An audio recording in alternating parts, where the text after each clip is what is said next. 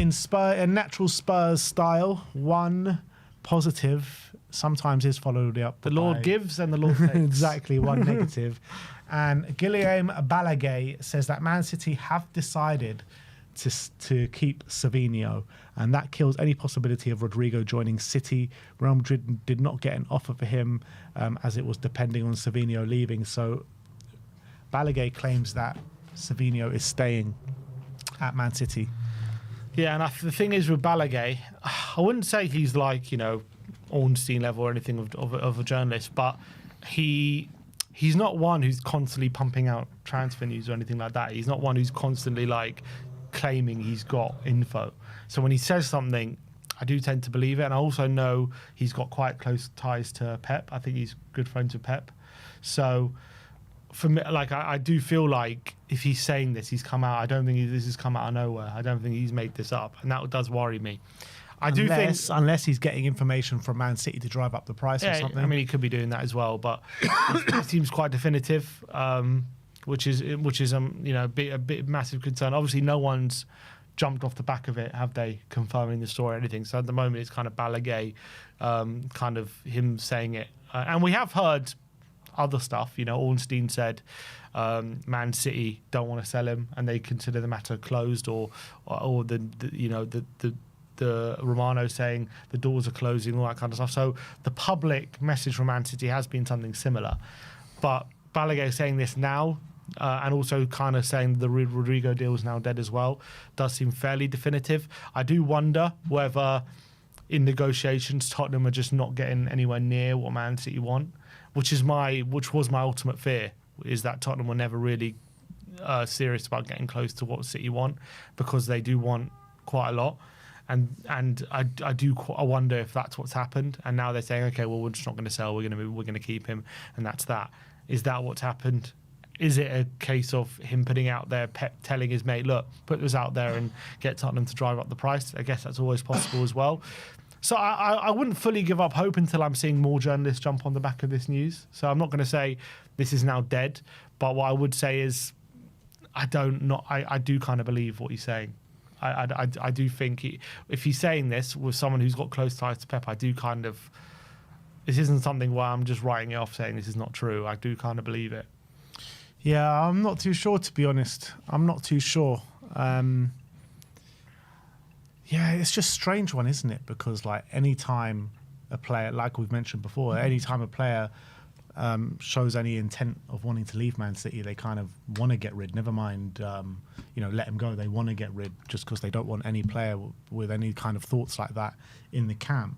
And Savino, we're led to believe, has, showed a desire to leave. So I don't know. It's a very strange one, isn't it? Like if he's showing a desire to leave, and we've never seen evidence of a player showing desire to leave, and Man City desperate to keep him and end up keeping them. That's just never happened before. But he's also a young player who's only been there a year, and they like him, I think, Man City. So there's also always a case of, yes, maybe he wants to leave, but if he does stay, he knows his best course of action isn't to kick up a fuss, but to try his best and get into the team. And Savino playing at his best in the team is the Savino, Savino is one that Man City are going to like a lot. Yeah. I think the other, I guess, I don't know. I mean, maybe when it came to Alvarez, right, they said, I don't think they wanted to sell Alvarez, but I think they said how much he went for? 75? I think 60 or 70, yeah. 70. They said 70 million, and Atletico stumped up the money, and that was it. Yeah. And then they sold him. Is that what's happened with Tottenham? And we haven't stumped up the money, and we're just saying, okay, we're going to pay 55 because that's what we think he's worth. And so like, well, we're not going to sell for less than 70. And we're like, well, we ain't worth 70, and so then this deal's dead. Is that what's happened? Yeah. That's my fear. That's my fear. 75 million euros. 75. That's quite a lot of money. Euros, yeah. So. Yeah, that was my ultimate fear when I first heard about this story, is that Tottenham were not really serious enough to go as high as what the reports are claiming they would go. Yeah. And that's that. And I'm not saying that's happened. That's my fear is what's happened. Look, as of this moment in time, from what we know, I'm not giving up all hope yet. I'm still holding out a little bit of hope that Spurs can get this deal over the line. However, if we can't get this deal over the line, we need to get someone over the line, and we need to move quickly and go to the next guy on the list, whoever that may be. I mean, there's been some rumours about Kubo. There's been rumours about Akilush. And I do think those kind of guys are pretty good alternatives. So I wouldn't say it's Savino or bust as much as I want a left winger though. I think I got really used to the idea of Savino coming to Tottenham, and I really like that idea. But I do think there are other alternatives. I don't think it's Savino for 70 million or there's no one else out there. Yeah, exactly. But it's a left winger that we need. Mitoma, someone saying maybe going for him. I would like that. Wouldn't mind that. Indai from Everton. I like Indai. shout. I think Indai is a very good player. I like him as well. But like none of these players, I think, have the ceiling of a Savino. Obviously, they're all at different stages of their career. Yeah, Savino is unique as well, where he can kind of equally play left and right to really good effect, whereas most wingers have like a really strong side, and so having that in your armoury would be so valuable to us. So, that's why we were getting so used to that idea. Someone's like Leao, that's still, he hasn't moved anywhere yet. So look, there are options, and I'm not going to get too down about Savino not happening, but I do really want it to happen, and I'll be gutted if the reason it is because we don't want to spend the extra bit to push the boat out and get him. That would be really frustrating. Alex Crook is reporting that Bilal El Khanous wants to join Palace, and Leicester want around £30 million. El Khanous's relegation release clause has expired, and Palace view El Khanous as the replacement for Eberechi Eze. So, I mean, 30 million, surely that's something Palace can get to. Especially if they're selling him for 55. Exactly. Plus 5. Exactly. I mean, wasn't there rumours that he had a 21 million release clause? I don't know what happened to that. Did it expire? That's what I just said, yeah. Yeah, so when did it expire? It expired a few days ago. Well, let's just hope they get it over the line. Let's hope that the fact that it expired hasn't scuppered that deal, because it sounds like the Tzolis one's out of the question now, because it looks like Club Brugge are not going to let him go, and he was one of their options. So let's just hope El Khanous can... That one can get over the line. I hope so. They should have the money. Eberechi Eze has removed Crystal Palace from his Instagram bio. Noticing. #noticing. We know. Sometimes you can get little snippets. They leave little clues, these footballers. You got to follow them. We've been finding these clues all summer, mate. They've come through every single time. Literally every time they've come through. So is this another one? Eze has left Palace out of his bio now. I mean, I wasn't looking at his bio before, so I don't know for sure if it was there, but people are claiming it was, and he's taken it away. So I thought, well, that would be quite telling for me. I think that would be hinting at something's happening there. He's getting ready for a change of bio, I would say. I think so. Eze's coming. Savino, that story from Balaguer does put a bigger question mark on it now than maybe I had or whatever we had beforehand. But the big news of this stream is definitely Cristian Romero signing a new contract, which is a major coup for the club. It really is. I can't stress that enough. And now we just won't have those question marks anymore. We don't have those conversations. Like how many months did we waste talking about Cristian Romero? He's so the Atletico deal just makes so much sense. It just makes so much sense. It's a match made in heaven. So is him being captain. Yeah, that also makes so much sense. You rewind 3 months back. You were saying, I never want to see Romero with a captain's armband again. That. He's now here, our permanent captain, and with a new contract. I apologise, Romero. I'm sorry, Romero. Should never have doubted you. How things have changed. I should never have doubted you. My captain! My captain. Our captain. What a man. I'm delighted. I'm so happy. I really am. I think that's such massive, massive news for us. Nathan Collins, as Mike Keegan of the Daily Mail says that Tottenham are interested in Nathan Collins. The Bees have no need to sell given the summer departures and having made the player their captain for this season. Manchester United and Liverpool are also interested in the Brentford centre-back. I mean, we heard when Frank first came in, he wanted to bring Nathan Collins to the club. We know that Spurs are looking for a centre-back, but I just cannot, for the life of me, seeing another one of Brentford's important players leaving, particularly after the result they had first game season. Yeah, come on, give him a fighting chance. Yeah, people. you know what I mean? Give them some sort of a lifeboat at the moment. We can't just, at the moment, they're on a lifeboat. They're just about struggling in very choppy waters. And basically, you're talking about getting a big knife and just shoving it right into that lifeboat and sinking it. It's like, come on, we can't be so cruel. You saw yesterday, they even with him, obviously, it's going to be a massive struggle for them this season. And I feel so bad for them. For me, like, Collins is pretty good centre back. You know, maybe he's one I haven't rated as highly as he deserves because one, I don't watch maybe enough Brentford. You know, the Brentford fan that came on believes he has all the tools to be one of the best centre backs in the league. That was his opinion. If we're looking for a left back hybrid, obviously he isn't that. He would obviously, I think he's more a right centre back. So I don't think it makes sense for Tottenham when we got Danso there, Dragshin coming back. I don't think it makes too much sense to go for him right now and not another centre back. But I guess if Hincapie doesn't come off, you know, is he an option? Maybe more, but I don't think we're serious about him. I don't think we're going to go for him. Let's move on and let's talk about our number one target in the defensive options, and that is Piero Hincapie. As Paul O'Keefe said yesterday on Last Word on Spurs, that Tottenham have identified Hincapie as the main candidate for the left-sided centre-back role. There is some talk that the player has a release clause as well. I mean, that's something that Florian Plettenberg mentioned all the way back in April, saying this summer he's got a release clause of 60 million euros, I think he said. Fabrizio Romano did say that despite Premier League clubs' appreciation, Bayer Leverkusen see Hincapie as a key part of the project, no intention to sell this summer, and he's seen as a crucial player by Erik ten Hag, who's obviously now the Bayer Leverkusen manager. But if he's got a release clause, there's little they can do if someone comes in and puts the money down. Tell that to Marinakis. Yeah. Got to do it in the right way. Exactly. Look, I love Hincapie. I think it's phenomenal. I think he'd be the absolute perfect signing and last piece of the jigsaw for our back line. And, you know, you bring him in, I think it covers you in so much. You're all of a sudden you're a bit less worried about Van der Ven being injured. Also, may potentially protects you down the line if Romero wants to leave. He then also covers left back, can play a back three more regularly. There's so many positives for this. I think 60 million would be a fantastic deal. I think it would be well worth the money. I think he's a great defender. He's so aggressive, so strong, also very good on the ball as well. Can do so much. But are Tottenham really going to push the boat out for, are we going to spend 60 million on Eze, potentially 60 to 70 million on Savino, plus another 60 million on Hincapie? I'll believe when I see it. This is what investment looks like, people. This is what it looks like. Spurs finally acting like a big club, hopefully.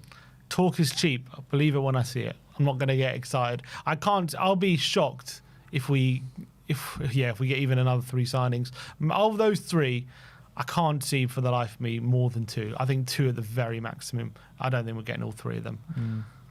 If you were to hazard a prediction, let's say we do get 2, which of the 2 do you think will come in? To be honest, I think that if it was to be 2, I would say it will be Eze and Savino. I don't think Hincapie comes this summer. Yeah, look, as what we've been accustomed to seeing with Tottenham throughout the years, I agree with you. It's hard to imagine 3 of them coming in. But I don't know, it just feels different this summer for some reason, even though we are already in the start of the season and the window is closing in 2 weeks and we're not ready for the season. So that all feels like And there was Tottenham. a protest on Saturday. And there was a protest on Saturday. But I don't know why, but it just feels different. I can't really put my finger on it. Why? It's because you're on the Frank train. Frank's got you feeling fucking chew. Come on. All right. Now we got a few contract situations to talk about. First up, we're going to talk about Yves Bissouma first. And Paul O'Keefe says that Bissouma is on a list of potential targets for Everton. West Ham also considered him early on in the window, but haven't followed it up, as Bissouma does want to stay in England. I think that would be actually a great fit, Everton and Bissouma. Yeah, I think so. I think Moyes can do a lot with him. And I think that's kind of maybe go to a club where there's a bit less scrutiny on him at the moment, where if he has a behaviour, when he has a game where he's maybe losing concentration like he does for Tottenham, it's not going to be as scrutinised and it's not going to be as focused on. Yet when he has a great game, probably everyone will see it. I think it definitely adds some ability to that their centre mids. Obviously, they're looking for like big signings since moving to the new stadium. I think it'll be a good move for him, but we're hearing he's off Fenerbahce. Maybe that's something for him. I think we know he's on his way out somewhere. So the fact that he was not in the squad implies maybe there's some serious movement going on there. Yeah, but I think, yeah. No, he's injured him, didn't you know? Yeah, apparently. I think 15 million will get the deal done. Yeah. I would even accept 10 to be honest. I mean, I'd accept probably anything at this stage. Like, you just got to take what you can get. Bissouma, last year of his contract. It just is what it is. Next up, we're going to talk about Rodrigo Bentancur. And Paul O'Keefe says that Thomas Frank is a big fan and the wheels are in motion regarding a new contract at Tottenham. The Standard reporting that Tottenham view Bentancur as a key part of Thomas Frank's plans and have no intention to sell the midfielder this summer. So with no intention to sell the midfielder this summer, that tells me that a contract is very much far down the line. Yeah, I would say so. And I think he's going to be a big player. We've seen in pre-season, he's been basically the most trusted midfielder against PSG. Phenomenal performance. And we know Bentancur, first of all, there were signs at the back end of last season in that Europa League run. Definitely signs of him getting back to his best and getting back to that full sharpness we saw pre his ACL, which unfortunately, you know, he's had some inconsistent form since then. But we all know Bentancur's a phenomenal player when he's at his best. And I'm sure Frank will look at that thinking, he can do it. He can do so much. He's good on the ball. He's a good carrier, good defensively. Like, there's no reason not to like him. I think when he's in his best physically, he's also one that, you know, good concentration. He's quite consistent as well. That period under Conte, he was super consistent for many, many games. So I think if I was Frank, I would also want to keep him and want him to be one of the leaders in the group. No reason why not. Yeah, I mean, you look at that performance on Wednesday night against PSG, I think that is him back to his best. You know, that was very reminiscent of performances that we've seen kind of pre-injury, in my opinion. And yeah, look, I think it's good to tie him down to another contract. It got me thinking, though, like, with everyone fit, well, not with the players that we've got at our disposal this season, who is our strongest midfield three pairing in a 4-2-3-1? Yeah, it's a good question. I don't know. I don't know what our strongest midfield pairing is. It's such good options there now. Like, the way Sar's playing, he's undroppable at the moment. Bentancur, you got Palhinha, Eze. If we bring in Eze, that is, I'm trying to assume. So I mean, it's crazy to think of. Bergvall. Yeah, Bergvall as well. Decky's going to come back at some point. Yeah, I think. Do you reckon Decky will be deployed in the number 10? I guess he will. I guess besides Savino, it'd have to be, wouldn't he? Yeah, I think Savino is going to be used more on the left, though. Well, you got Kudus, you got Johnson, you've got Savino, you've got Tell, you've got Odobert. Is he going to really start on a wing? I'm not saying not because I don't think he's better than any of those players. I'm just saying those are all wingers. And we know Decky likes to be more of a number 10 at the moment. I think when Eze needs a rest, I think Eze will be the first choice there. Yeah, I know. I'm just saying, but I'm saying Decky's. I think when he comes back, looking at the options, he'd have to be a 10. I would say. Yeah, I guess he'll just fill in as and where. But I mean, I hate saying that about Decky because he's such a quality player and he's such an important part of the team. But there's no actual real spot for him to make his own, is there? Well, the problem is we don't know as well when he's going to be back at full fitness. Apparently, it takes X amount of time to recover. And then once you've recovered, it takes quite a long time to actually get back to your best as well. So that's so I think he missed season might even just be a write-off for him as well. I don't know if we can expect him to be back at his best, but he will be available at some point. Don't worry, he'll be back for Budapest. Budapest, exactly. That's the main thing. But look, if I ask you what's City's best three or Liverpool's best three, I bet it's hard for you to say that as well. Maybe you could give an answer. I'm just saying it's probably you could name a lot of threes as their best, and that's what you need at this current 100% when you're competing. 100%. I completely agree. And for too long now at Tottenham Hotspur, we've only had a starting 11 and not much else after that. And now it's looking like we've got a bit of a beefy squad with good options. If we bring in these players with good options in pretty much every area of the pitch, I would go as far to say if we can bring in these three players, I think it's the strongest squad we've ever had. Yeah, I think depth-wise, for sure. When you say if you were to name a starting 11, I don't know if it would be the best starting 11. No, we've yeah, ever had. exactly. Yeah. But when it comes to like depth, yeah, 100%. I would say I can't remember a time we've had so many options. Like I was looking at the squad yesterday and the players who weren't in the squad, and then the signings we're potentially making. I'm thinking it's going to be some serious talent not being in the squad, match day squads going forward. You know, if we don't get sales through the door, like that's how much depth we have. Yeah. And last but not least, Djed Spence has signed, sealed, delivered, new contract officially confirmed by Tottenham Hotspur today. It was interesting. Spurs put out saying, we're delighted to announce Djed Spence has signed a new long-term contract at the club.